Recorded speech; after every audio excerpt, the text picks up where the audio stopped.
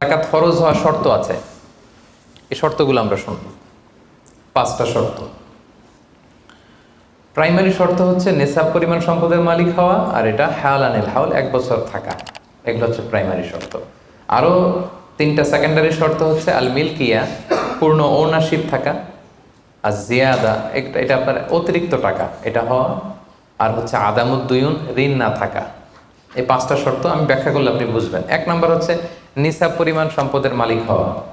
আপনি সামান্য কিছু সম্পদের মালিক হইলে এখান থেকে জাকাত দিতে হবে, শরীয়ত কিন্তু এটা বলে নাই। সুবহানাল্লাহ। আপনি জাকাতের নিয়ম শুনলে দেখবেন যে ইসলাম কতটা ব্যালেন্সড। একটা থ্রেশহোল্ড আছে, একটা স্ট্যান্ডার্ড আছে, এই মানে গেলে দিবেন। সেটা কত? সেটা গোল্ড আর সিলভার দিয়ে রাসূল সাল্লাল্লাহু আলাইহি ওয়াসাল্লাম দিয়েছেন, কারণ তখন গোল্ড আর সিলভারের কয়েন ছিল, মুদ্রা ছিল। আগে কিন্তু সোনা আর রূপা দিয়েই মুদ্রা বানানো হতো, পরে এটা পেপার মানি শুরু হয়েছে, কাগজের টাকা। তো একটা হচ্ছে দিনার আর একটা দিরহাম। তো রাসূল সাল্লাল্লাহু আলাইহি ওয়াসাল্লাম যে থ্রেশহোল্ড বেঁধে দিয়েছেন সেটা হচ্ছে 7.5 তোলা স্বর্ণ বা 52.5 তোলা রূপা। আই রিপিট, এটা সবাই জানেন আশা করি, যে 7.5 তোলা স্বর্ণ আর 52.5 তোলা রূপা। আধুনিক সময়ে গ্রাম দিয়ে দোকানদাররা হিসাব করে, তো গ্রাম দিয়ে যদি আপনি বুঝেন তাহলে 85 গ্রাম স্বর্ণ অথবা 595 গ্রাম রূপা, এটা হচ্ছে থ্রেশহোল্ড নিসাব, অথবা এর সমপরিমাণ অর্থ, ক্যাশ টাকা যদি আপনার কাছে থাকে, তাহলে আপনি নিসাবের মালিক হয়েছেন। যেদিন আপনি এই নিসাবের মালিক হবেন ওই দিনটা আপনি ডায়েরিতে টুকে রাখবেন, কারণ এটা যদি 1 বছর আপনার কাছে এরকম থাকে, 1 বছর পরে যে আপনি জাকাত দিবেন, কিভাবে দিবেন আমি সামনে বলবো। তো এই নেসাব নিয়ে একটা প্রবলেম আছে। প্রবলেমটা হচ্ছে 7.5 তোলা স্বর্ণ আর 52.5 তোলা রূপার দাম কিন্তু এক না। 52.5 তোলা রূপার দাম খুব কম, আর 7.5 তোলা স্বর্ণের দাম অনেক বেশি। এটা হইল একটাই কম আর একটা বেশি। ঘটনা হচ্ছে রাসূল সাল্লাল্লাহু আলাইহি ওয়াসাল্লাম যখন এই থ্রেশহোল্ডটা বেঁধে দিয়েছিলেন নিসাবটা, তখন দুইটার মান সমান ছিল। তখন 7.5 তোলা স্বর্ণ দিয়ে 52.5 তোলার মতো রূপা পাওয়া যেত, অথবা কেউ 52.5 তোলা রূপা বিক্রি করলে 7.5 তোলা স্বর্ণ পেত। কিন্তু পরে সিলভার ফল করতে শুরু করলো, ফল করতে করতে আজকে এই অবস্থা। গোল্ড আবার খুব একটা ফল করে নাই, ফলে গোল্ডের স্টেবিলিটিটা এখনো রয়ে গিয়েছে। তো এখন আপনি কোনটা ধরে দিবেন জাকাতটা? যদি আপনি রূপা ধরেন, কথার কথা, রূপা যদি এই 1 ভরির দাম 1000 টাকা হয়, তাহলে 52.5 ভরির দাম কত? 52,500 টাকা। কিন্তু স্বর্ণ যদি আপনি হিসাব করেন, 1 ভরি যদি 50,000 হয়, 7.5 ভরি কত? 3.5 লাখ প্লাস, তাহলে প্রায় 7 গুণ কম বেশি, তাই না? এটা নিয়েই হয়ে গেছে জটিলতা। তো এখন আপনি কোনটা ধরে দিবেন? অনেকে বলে না গোল্ড দিব, কারণ গোল্ড ফল করে নাই, এটার যে স্ট্যান্ডার্ড এটা এখনো বজায় আছে। এটা নিয়ে অনেক আলোচনা, আমি খুব সংক্ষেপে বলি। কেউ বলে গোল্ড দিব, কেউ বলে রূপা দিব। এখন আমি কি বলি? আমি আপনাদেরকে সাজেস্ট করবো আপনারা রূপারটা ধরবেন। রূপারটা ধরলে কি লাভ হবে জানেন? 2 দিকেই লাভ, আপনারও লাভ, যিনি নিবে আরও লাভ। রূপারটা ধরলে বেশি সংখ্যক লোক জাকাত দান করতে হবে, তাই না? আর বেশি সংখ্যক গরিব লোকও টাকা পাবে, কি বলেন? তো 2 পক্ষে লাভ হইল না। এখন প্রশ্ন করতে পারেন, হুজুর ও পাইছে ওর লাভ, আমার লাভ কি? আপনার তো সবচেয়ে বড় লাভ, আপনি তো সওয়াব পাবেন আখিরাতে। এটা আমাদের বেশি দরকার না? কি বলেন? যিনি গ্রহীতা উনি পেয়ে লাভ, তার লাভ হইল, আর যিনি দাতা তিনি সওয়াব পেয়ে লাভবান হইলেন, তিনি সম্মানিত জাকাত দাতা হইলেন। অল্প আসুক না, ধরেন আপনার 1000 টাকা জাকাত আসছে, তা আপনি যদি 1000 টাকা জাকাত দেন, এটা আপনার হৃদয়ে একটা প্রশান্তির কারণ হবে না যে আমি সম্মানিত জাকাত দাতা, আলহামদুলিল্লাহ, আই এম এ জাকাত পেয়ার। এবং এত বড় একটা ফরজ ইবাদতের লিস্টে যে আপনি ঢুকতে পারছেন, এটাও তো কম কিসে, কি বলেন? এজন্য স্বর্ণেরটা না ধরে রূপারটা ধরবেন। আপনাদের যে টাকা পয়সা, আপনাদের তো হীরা দিয়ে করা দরকার আপনাদের নেশা। এনিওয়ে, তো এজন্য আপনারা রূপারটা ধরবেন, তাহলে লোকজন উপকৃত হবে বেশি, সম্মানিত ভাই এবং বোনেরা। তাহলে 5টা শর্তের প্রথমটা তো বুঝে গেছেন, নেসাব। কি বলেন? নেসাব বুঝে গেছেন না? 2 নম্বর শর্ত হচ্ছে শুধু এই নেসাব পরিমাণ সম্পদের মালিক হইলেই হবে না ভাইরা, এটাকে হাওলানিল হাউল বলে, মানে 1 বছর আপনার কাছে থাকতে হবে। দেখেন ইসলাম কতটা ভারসাম্যপূর্ণ। কিছু টাকা আপনার কাছে থাকলে এই জাকাত দাও না, এটা 1 বছর থাকতে হবে। যদি দেখা যায় যে আপনার সব খরচ শেষে 1 বছর এই টাকাটা আপনার কাছে অলস পড়ে আছে, তাহলে বোঝা গেল যে আপনি সম্পদশালী এবং আপনার অর্থের একটা স্টেবিলিটি আছে, কি বলেন? তাহলে আপনি নেশাব পরিমাণ সম্পদের মালিক হলেন, এবং 1 বছর যদি থাকে 1 বছর শেষে আপনি জাকাত দিবেন। এই বছরটা কিন্তু সৌর বছর না, সোলার ইয়ারে হিসাব করলে হবে না, এটা লুনার ইয়ারে, চান্দ্র বছরে।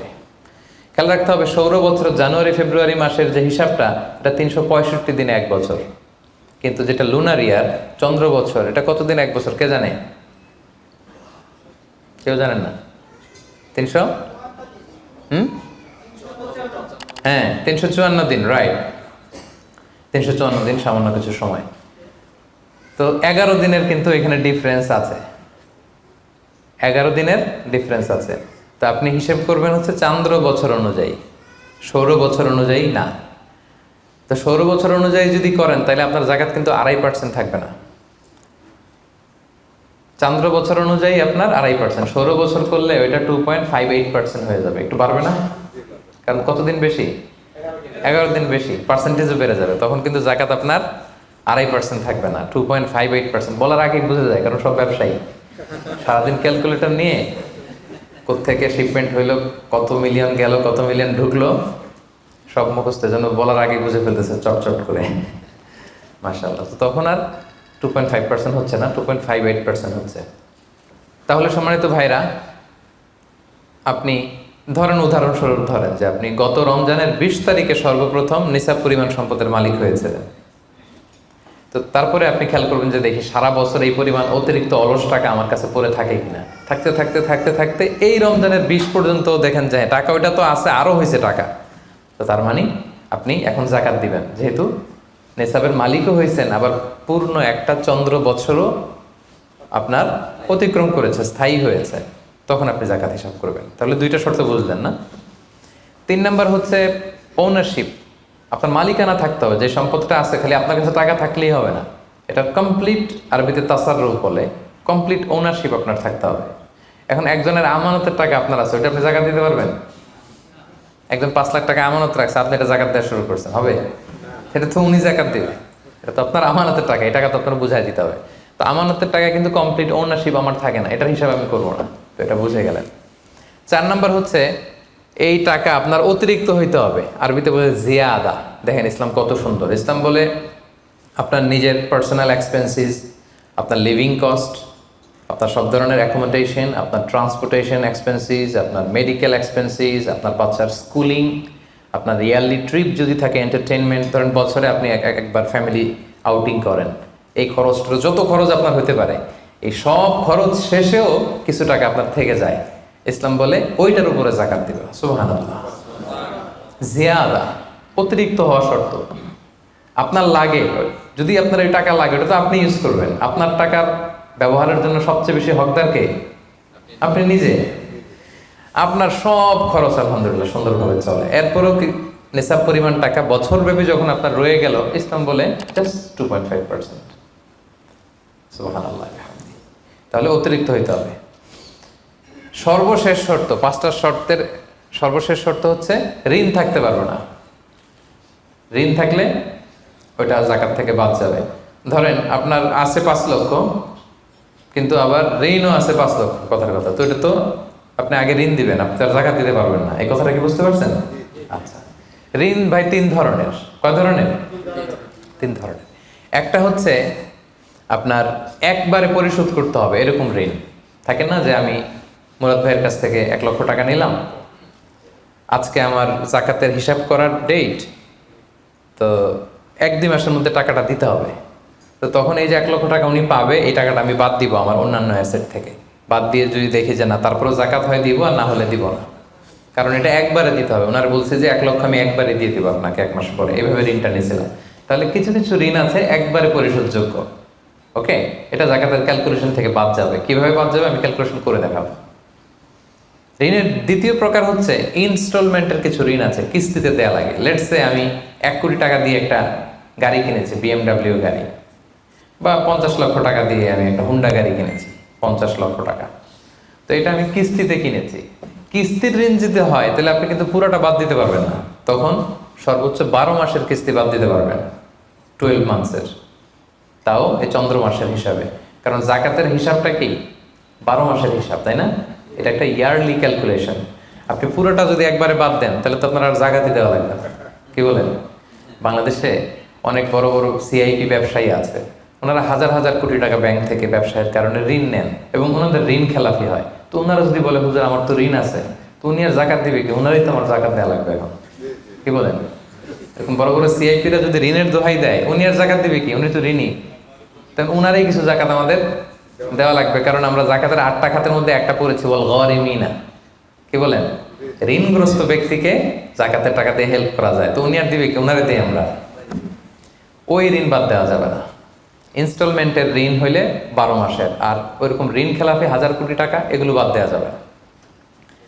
3 নাম্বার ঋণ হচ্ছে লাক্সারি পণ্য কিনতে যে ঋণ হয়, এই ঋণ জাকাত থেকে বাদ দেওয়া যাবে না। বিলাসিতামূলক কিছু যদি আপনি কিনেন, আপনি একটা লাম্বরগিনি কিনলেন 10 কোটি টাকা দিয়ে, এটা আপনি জাকাত থেকে বাদ দিতে পারবেন? পারবেন না। তাহলে লাক্সারি আইটেমের যে ঋণ, এটা বাদ দেওয়া যায় না। তাহলে ঋণের ব্যাপারটা পুরোপুরি বুঝে গেছেন না? এই 5টা শর্ত যদি থাকে আপনার মধ্যে পাওয়া যায়, অর্থাৎ আল্লাহ তাআলা আপনাকে একটা নিসাব পরিমাণ সম্পদের মালিক বানিয়েছেন, এটা আল্লাহ তাআলা পুরো 1 বছর আপনার এই পরিমাণ টাকা আপনার মধ্যে স্টেবল ছিল এবং এটার পূর্ণ ওনারশিপ আপনার আছে, এবং এটা আপনার সব খরচের অতিরিক্ত, এবং সবশেষে এটা আপনার ঋণের বাইরে। ওই সম্পদ থেকে আল্লাহ তাআলা আপনাকে জাকাত দিতে বলেছেন। তাহলে জাকাতের শর্ত সবার ক্লিয়ার?